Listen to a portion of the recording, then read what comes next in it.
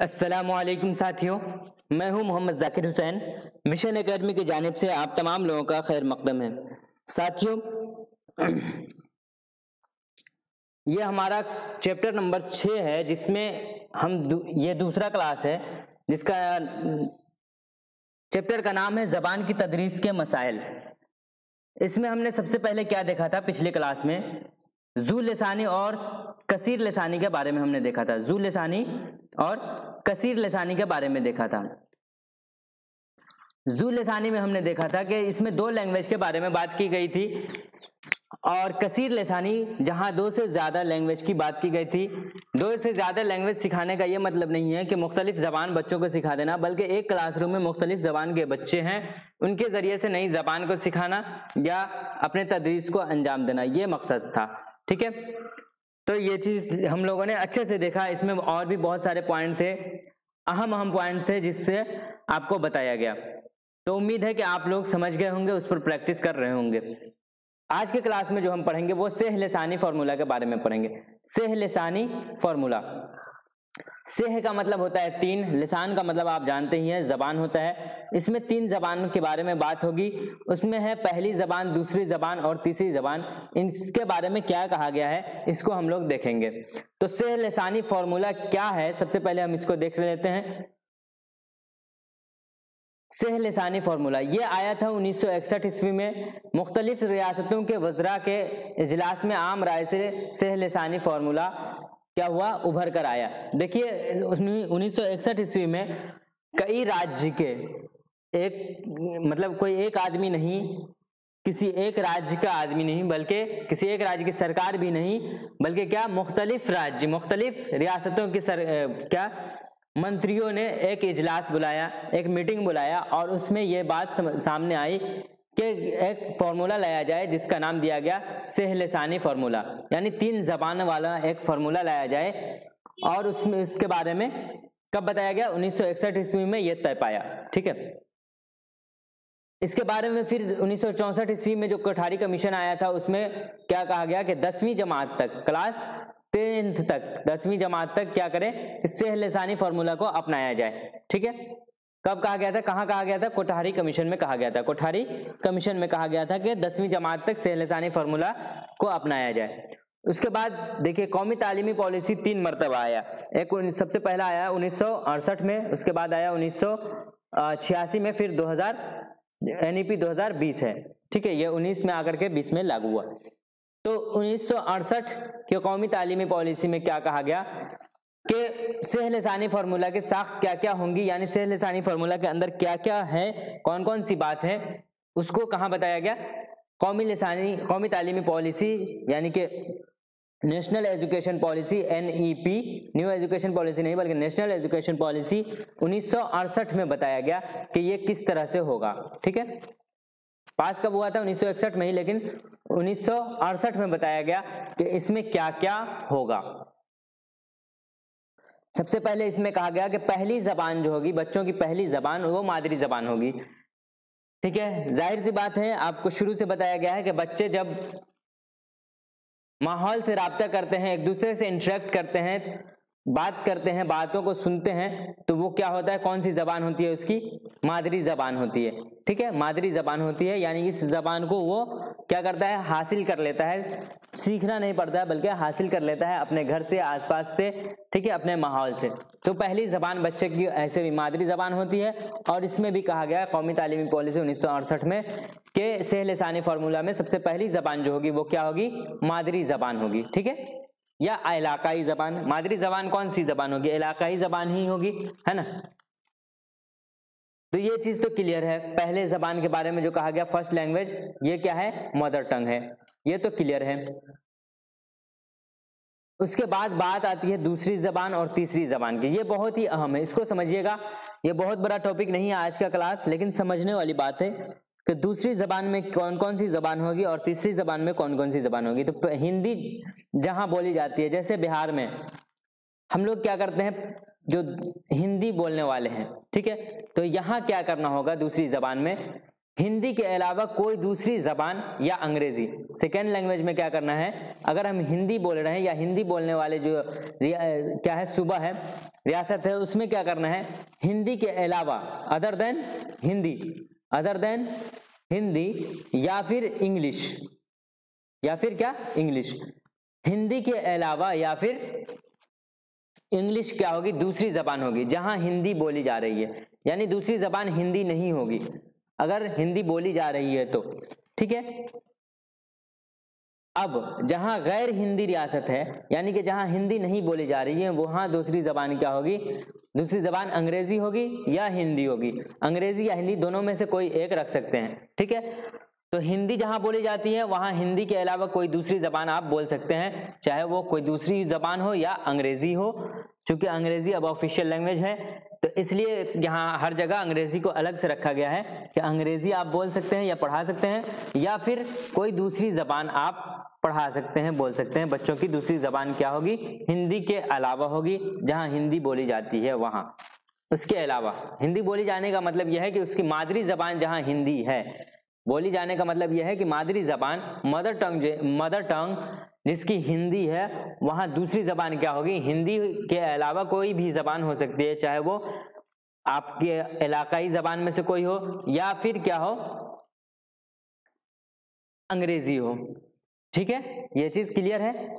और जहां हिंदी नहीं बोली जा रही है वहां क्या होगा, हिंदी होगा या फिर अंग्रेजी होगा।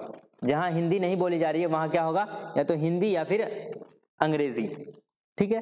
तो ये चीज क्लियर है, तो इसको हम लोग देख लेंगे पहले। अच्छा, उसके बाद ये दूसरी जबान समझ में आ गया कि क्या क्या हो सकता है। तीसरी जबान में कहा, यही चीज कहा गया है कि तीसरी जबान क्या है, हिंदी रियासतों में तीसरी जबान क्या होगी, अंग्रेजी होगी। जैसे बिहार में क्या है, पहली मदर टंग सबका अलग अलग है, ठीक है। अपने इलाका के इलाकाई जबान को हम मदर टंग मान लेते हैं। मदर टंग क्या मान लेते हैं, इलाकाई जबान जो है, यानी कि उसकी मादरी जबान क्या है, इलाकाई जबान है, ठीक है। उसके बाद दूसरी जबान जो है वो क्या है, हिंदी है। अब तीसरी जबान क्या होगी, तो यहाँ हमारी क्या हो जाएगी, इंग्लिश हो जाएगी, अंग्रेजी हो जाएगी। तो ये चीज समझ में आ गया, ये बिहार के तवस्सुत से है। अब हिंदी बोलने वाले रियासतों में दूसरी जबान कोई तीसरी जबान की बात कर रहे थे ना हम, तीसरी जबान में क्या कहा गया, हिंदी रियासतों में तीसरी जबान अंग्रेजी होगी या कोई जदीद हिंदुस्तानी जबान होगी। तो अगर हिंदी बोली जा रही है तो वहां इंग्लिश पढ़ाया जाएगा, या फिर इंग्लिश के अलावा कोई दूसरी जबान भी पढ़ाई जा सकती है, लेकिन तरजीह इंग्लिश को दिया गया है, ठीक है, जो दूसरी जबान के तौर पर नहीं पढ़ी जा रही हो। समझ में आ रहा है। पहली जबान तो मदर टंग, इसको आप समझिएगा सही से। पहली जबान क्या है, मादरी जबान है या इलाकाई जबान है, वो हो गया। दूसरी जबान क्या हो गई, वो जबान होगी अगर हिंदी बोली जा रही है मदर टंग के तौर पर, तो हिंदी नहीं होगी, कोई इलाकाई जबान होगी दूसरी जबान। तो तीसरी जबान क्या होगी, वो जबान नहीं होगी जो दूसरी जबान है। जैसे अगर हमारी जबान क्या है, कोई इलाकाई जबान हमारी मदर टंग है, तो दूसरी जबान हमारी क्या है, हिंदी है, या फिर कोई इलाकाई दूसरी जबान हो सकती है। तो उसके अलावा जो हमारी पहली जबान है और दूसरी जबान है, उसके अलावा तीसरी जबान होगी, क्या होगी हमारी तीसरी जबान। जैसे लैंग्वेज ए, बी, सी, डी, ये 4 जबान हैं, ठीक है। अब ये हमारी मदर टंग है, ठीक है। तो अब हमारे पास दूसरी जबान के लिए क्या है, 3 ऑप्शन है, बी, सी और डी। अब इसमें से मान लीजिए कि हम दूसरी जबान का सिलेक्शन करते हैं, बी, सी, डी में से किसी भी एक का कर लेते हैं। जैसे मान लीजिए सी का कर लेते हैं। तो अब क्या है, तीसरी जबान में हमें जो सिलेक्शन करना पड़ेगा वो क्या है, इन दोनों को छोड़ करके, यानी ए और सी को छोड़ करके बी या डी में से ही सिलेक्ट करना पड़ेगा। ये चीज समझ में आ गया। ये चीज क्या है कि ए और सी हमारी कौन सी जबान होगी, ए तो है मदर टंग और सी क्या है, ये दूसरी जबान है। चाहे वो कोई भी जबान हो सकती है, हिंदी हो सकती है, अंग्रेजी हो सकती है, या कोई इलाकाई जबान या नई हिंदुस्तानी जबान हो सकती है, ठीक है। तो ए या सी हो गया, मतलब सी हो गया। तो अब जो हमारे पास ऑप्शन बचा हुआ है उसी में से हम क्या करेंगे, तीसरी जबान को चुनेंगे, न कि हम पहली और दूसरी जबान जो हम चुन चुके हैं, जो हम लोग बोल रहे हैं, उसमें से हम तीसरी जबान नहीं चुनेंगे, बल्कि एक नई जबान को हम तीसरी जबान बनाएंगे। ये चीज समझ में आ गया। कहाँ, दोनों जगह, चाहे वहाँ हिंदी बोली जा रही हो या नहीं बोली जा रही हो। फर्क बस इतना है कि जहाँ हिंदी बोली जा रही है वहाँ हिंदी तीसरी जबान नहीं होगी या दूसरी जबान नहीं होगी। अगर पहली जबान हिंदी है तो न दूसरी जबान हिंदी होगी न तीसरी जबान हिंदी होगी। अगर पहली जबान हिंदी नहीं है तो दूसरी जबान हिंदी हो सकती है और तीसरी जबान भी हिंदी हो सकती है, लेकिन किसी एक जगह पर ही एक लैंग्वेज होगा। या तो पहली जबान एक लैंग्वेज होगा या फिर उसी लैंग्वेज को दूसरी जबान में रखा जा सकता है या तीसरी जबान में। ये जगह के एतबार से है कि कहाँ कौन सी जबान जो है मादरी जबान के तौर पर बोली जा रही है, उसके बाद दूसरी जबान कौन सी जबान बोली जा रही है, फिर तीसरी जबान कौन सी जबान बोली जा रही है। ठीक है, तो यही चीज कहा गया है। तीसरी जबान क्या है, हिंदी रियासतों में तीसरी जबान कौन सी होगी, अंग्रेजी होगी। अगर ये हिंदी रियासत है, सी जो है हमारा हिंदी रियासत मतलब यानी हिंदी है, तो हमारी तीसरी जबान क्या होगी, अंग्रेजी होगी या फिर कोई दूसरी जबान होगी। ठीक है,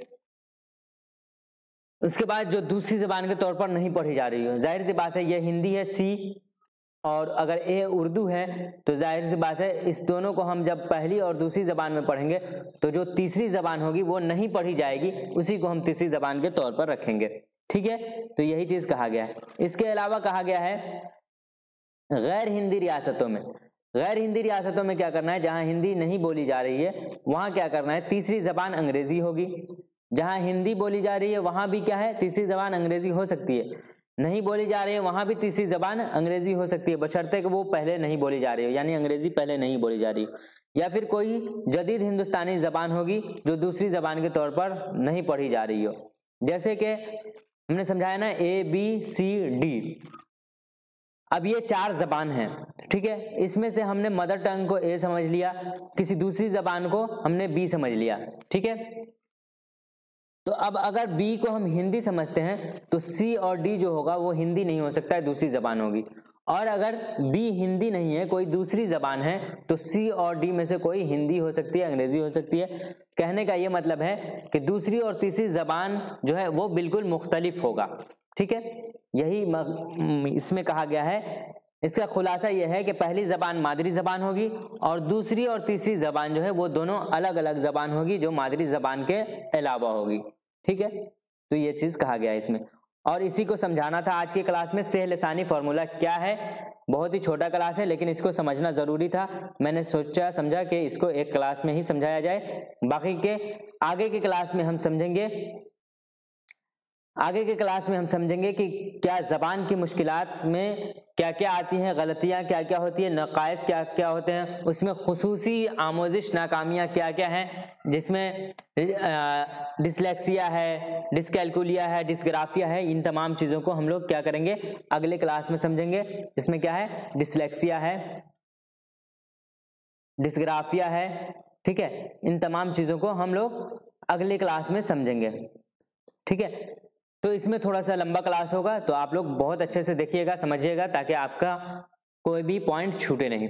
ठीक है, तो आज के क्लास में यही रहा। इस क्लास का नोट्स या इससे पहले के तमाम नोट्स जो है 14 क्लास यानी आज का जो 15वां क्लास है, इन तमाम नोट्स को आप हासिल करना चाहते हैं या हर चैप्टर के बाद जो टेस्ट होता है उसमें आप शामिल होना चाहते हैं, तो इस नंबर पर रब्ता करके आप ऑफिशियल व्हाट्सएप ग्रुप में जुड़ जाइएगा, पेड ग्रुप में, उसके बाद आप दे सकते हैं। ठीक है, और इस चैनल को अभी आप सब्सक्राइब कर लीजिए अगर नए हैं तो, और आप लोग वीडियो को ज़रूर लाइक कर दिया कीजिए ताकि वीडियो रैंक करे और चैनल का भी फायदा हो और आप लोगों तक आसानी से ये वीडियो पहुंच सके। ठीक है, आज के लिए इतना ही। फिर भी अगर कोई सवाल है इस आसान से टॉपिक में तो आप हमें कमेंट बॉक्स में लिख भेजिए ताकि हम आपका सवाल का जवाब दे सकें। अल्लाह हाफिज़।